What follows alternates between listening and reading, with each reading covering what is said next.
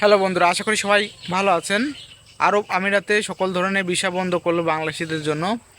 অনেকেই দালাল খপ্পরে পড়ে সরবরাহ বাড়াচ্ছে। অবৈধ ভিসা, জাল সনদ, অবৈধ অভিবাসী সব কিছু মিলে বাংলাদেশের অপরাধ 25%। বাংলাদেশের ভাবমূর্তি এতে করে নষ্ট হচ্ছে। বাংলাদেশ আরব আমিরার মধ্যে একটি বৈঠকে বাংলাদেশ থেকে কর্মী নেওয়ার কথা উঠিয়েছিল, কিন্তু আরব আমিরার পক্ষ থেকে জানিয়েছে যে বাংলাদেশের অপরাধের হার 25%। অবৈধ ভিসা, জাল সনদ সহ অনেক ধরনের অপরাধ আছে, যার কারণে সকল ধরনের ভিসা বন্ধ করলো আমিরাত। অবৈধর কারণে অনেক দেশ কিন্তু বাংলাদেশের জন্য ভিসা বন্ধ করেছে।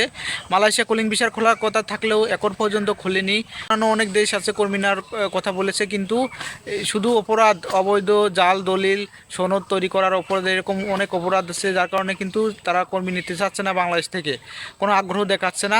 আমেরিকা, ইতালি নিয়ে যাওয়ার কথা বলে অনেকেরই কাছ থেকে কিন্তু অনেক টাকা হাতিয়ে নিয়েছে, জাল ভিসা দিয়েছে, এরকমটাও কিন্তু দেখা গিয়েছে। তো বাংলাদেশের জন্য কিন্তু অনেক দেশ কিন্তু এসব কারণে কিন্তু কর্মী নিতে চায় না বা ভিসা খুলতে চায় না। এই কিন্তু যেতে চেয়েছিল, হয়তো খোলার সম্ভাবনা ছিল, কিন্তু অবৈধ ভিসা, জাল সনদ, অবৈধ অধিবাসী এরকম অনেক ধরনের অপরাধের কারণে বাংলাদেশ থেকে কর্মী নিতে আগ্রহী না আরব আমিরাত। তো ভিডিওটি ভালো লাগলে লাইক, কমেন্ট, শেয়ার করবেন এবং পেজটি ফলো করে দেবেন।